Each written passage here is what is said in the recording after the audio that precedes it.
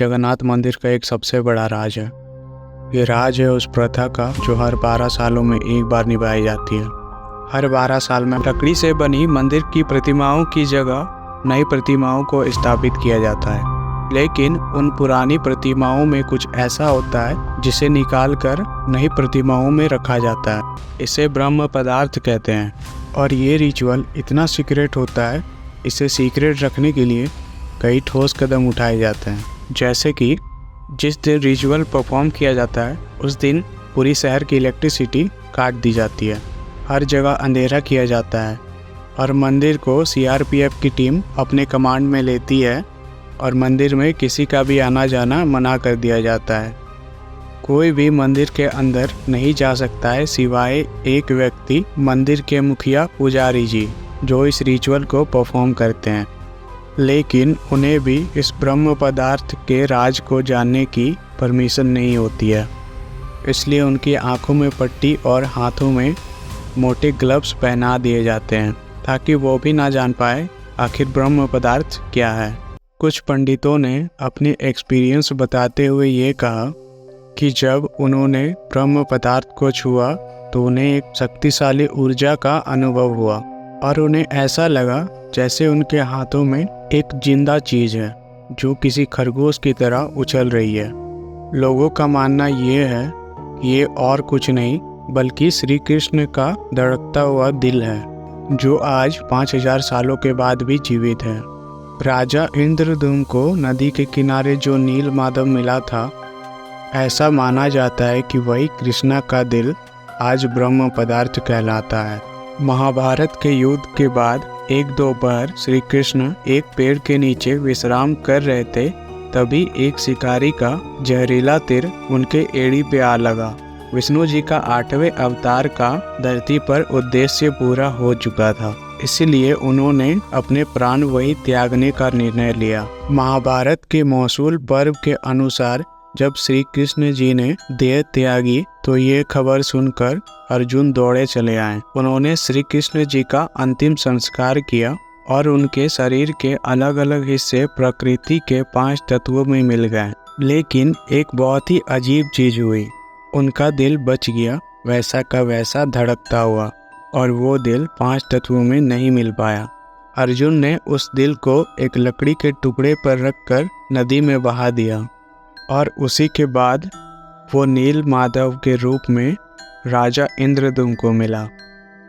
इसी वजह से लोग मानते हैं कि भगवान जगन्नाथ की प्रतिमा जीवित है, क्योंकि उनके अंदर कृष्णा का दिल है और मंदिर से जुड़ी जितने भी रहस्य है वो इसी वजह से है। लेकिन फेमस आर्कियोलॉजिस्ट प्रवीण मोहन इस कहानी को साइंस से समझाते हैं। उनका कहना है कि श्री कृष्ण एक इंसान नहीं बल्कि सुप्रीम बीइंग थे, इसी वजह से उनमें कुछ ऐसी प्राचीन शक्तियाँ थी जो मॉडर्न साइंस के लिए नहीं है। उनकी थियोरी है कि ब्रह्म पदार्थ नील माधव, जिसे कृष्णा का दिल बताया जाता है, वो असल में एक आर्क रिएक्टर है, एक ऐसा डिवाइस जो कि बहुत ही भयंकर लेवल की एनर्जी प्रोड्यूस करने की ताकत रखता है।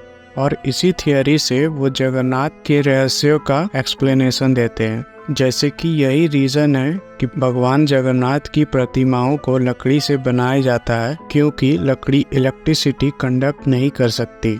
उन्होंने ये बताया कि एक इंसान ने इस डिवाइस को देखा और उसके अकॉर्डिंग उस डिवाइस से कुछ मेटालिक लिक्विड जैसा कुछ लीक हो रहा था और इसी वजह से प्रतिमाओं की लकड़ी खराब होती है और उन्हें बदलना पड़ता है। इसके अलावा जब इस दिल को बाहर निकाला जाता है दूसरी प्रतिमाओं में ट्रांसफर करने के लिए, तब ये एक्टिवेट ना हो जाए, यही प्रिवेंट करने के लिए पूरी शहर की बिजली काट दी जाती है। लेकिन जगन्नाथपुरी के लोकल लोगों में कुछ अलग ही कहानियाँ फेमस है। उनका मानना ये है कि जो भी ब्रह्म पदार्थ को देखता है या छूता है उसकी उसी वक्त मौत हो जाती है। लोग ऐसा भी मानते हैं मंदिर के ऊपर का झंडा हर शाम बदला जाना चाहिए, क्योंकि अगर एक भी दिन ऐसा नहीं किया गया तो मंदिर अगले 18 सालों के लिए बंद हो जाएगा। इस मंदिर में ऐसे ऐसे कई राज हैं जिसका जवाब बड़े बड़े साइंटिस्ट भी नहीं दे पाते हैं। उनमें से एक ये है लोग ये मानते हैं कि जगन्नाथपुरी में विष्णु भगवान खुद अपना भोजन करने आते हैं। इसलिए इस मंदिर में एक भव्य रसोई है जहाँ रहस्यमय तरीके से जो भी प्रसाद बनता है वो ना तो कभी कम पड़ता है और ना ही कभी वेस्ट होता है। कहा जाता है कि मंदिर में पूरे दिन में चाहे जितने भी लाखों भक्त आ जाए उनमें बांटने के लिए प्रसाद कभी कम नहीं पड़ता है। लेकिन जैसे ही मंदिर के बंद होने का समय होने लगता है प्रसाद अपने आप ही खत्म होने लगता है और एक भी दाना कभी वेस्ट नहीं होता है। प्रसाद का एक रहस्य ये भी है कि ट्रेडिशनल तरीके से लकड़ी में मिट्टी के बर्तनों में पकाया जाता है और फिर 7 बर्तनों को एक के ऊपर एक रख दिया जाता है। लेकिन रहस्यमय बात यह है जो सबसे ऊपर रखा बर्तन जो आग से सबसे ज़्यादा दूर होता है वो सबसे पहले पक जाता है। आइडियली जो बर्तन सबसे नीचे है उसे सबसे पहले पकना चाहिए, लेकिन ये एक ऐसा रहस्य है जिसका जवाब आज तक कोई नहीं ढूंढ पाया। इसके साथ मंदिर से जुड़े कई ऐसे राज हैं, जैसे कि इस मंदिर के ऊपर लगा हुआ झंडा हवा के अपोजिट डायरेक्शन में लहराता है और मंदिर के ऊपर कोई भी पक्षी कभी नहीं उड़ता है, जिसकी वजह से एरोप्लेन्स को भी वहां से उड़ने से मनाही है। इस रहस्य को कई लोगों ने साइंटिफिक एक्सप्लेनेशन देने की कोशिश की है, लेकिन आज तक कोई ठोस जवाब नहीं मिल पाया। पुराणों के अनुसार राजा इंद्रदुम्न ने जब भगवान विष्णु की भक्ति में अन्न जल का त्याग कर दिया तब एक आकाशवाणी हुई कि अगर तू मेरा सेवा करना चाहता है तो जा बानका मोहन समुद्र के किनारे एक नील माधव मिलेगा, तब तू उसे ले आना और उसकी मूर्ति बनाकर सेवा करना। ठीक उसी जगह राजा को एक लकड़ी के तख्ते पर कोई नील सी चीज चमकती हुई दिखी। उसे हाथ में उठाने पर राजा को बहुत स्ट्रॉन्ग शक्ति महसूस हुई। फिर राजा ने उस लकड़ी से मूर्ति बनवाने के लिए भारत के बेहतरीन कारीगरों को बुलवाया, लेकिन किसी ने भी उस लकड़ी पर एक छेद भी नहीं कर पाया, क्योंकि जब भी कोई कारीगर कोशिश करता उसका औजार टूट जाता और मूर्ति बनने में सफल नहीं होता। तब लास्ट में भगवान विश्वकर्मा एक मूर्तिकार के रूप में आए और उन्होंने कहा, मैं बनाऊंगा मूर्ति, लेकिन मेरी एक शर्त है। राजा ने पूछा, क्या शर्त है, बताओ भाई।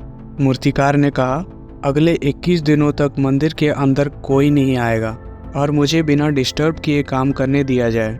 राजा ने शर्त मंजूर कर लिया, लेकिन माना जाता है करीब 14-15 दिन बाद महारानी ने बेचैन होकर मंदिर का दरवाज़ा खोल दिया और उन्होंने अंदर देखा।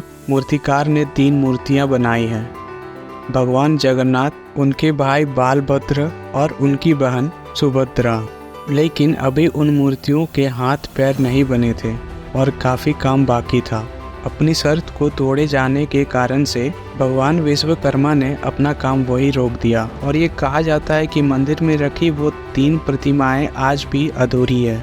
भगवान जगन्नाथ भी विष्णु जी के कई अवतारों में से एक है, जैसे नरसिम्हा, कृष्णा, वमना। इसलिए भगवान जगन्नाथ को लोग बहुत ही पावरफुल एंटिटी मानते हैं। इतने रहस्यों के बाद जगन्नाथ मंदिर का इतिहास काफ़ी कठिनाइयों से भरा हुआ है। आज जगन्नाथ मंदिर के बाहर एक पत्थर के बोर्ड पर 5 भाषाओं में ये लिखा हुआ है कि सिर्फ हिंदू और सनातनी ही मंदिर में प्रवेश कर सकते हैं। ये रूल बहुत ही सख्ती से फॉलो किया जाता है, चाहे वो इंसान कितना भी पावरफुल क्यों ना हो। इंदिरा गांधी, रविंद्रनाथ टैगोर, डॉक्टर भीमराव अंबेडकर और महात्मा गांधी को भी इस मंदिर में कदम नहीं रखने दिए गए, क्योंकि ये जिनके साथ मंदिर आए वो हिंदू नहीं थे। ये सब के पीछे का रीज़न है जगन्नाथ मंदिर की हिस्ट्री, जो कि लंबी और बहुत कठिन रही है। ये मंदिर लगातार हमलों का शिकार होता रहा है। फिरोज शाह दुर्लभ, इस्माइल गाजी, मुकर्रम खान, औरंगजेब जैसे मुगल इन्वेडर्स, ब्रिटिशर्स और दूसरे इविल किंग्स, इन सब ने मिलकर मंदिर पर 18 बार हमला किया, इसे तोड़ा, लूटा और भगवान की प्रतिमाओं को नुकसान पहुंचाया, जिस वजह से भगवान की मूर्तियों को कई बार उन्हें दूसरे मंदिरों में ले जाकर छुपा दिया जाता था या सालों तक कहीं जमीन में गाड़ दिया जाता था।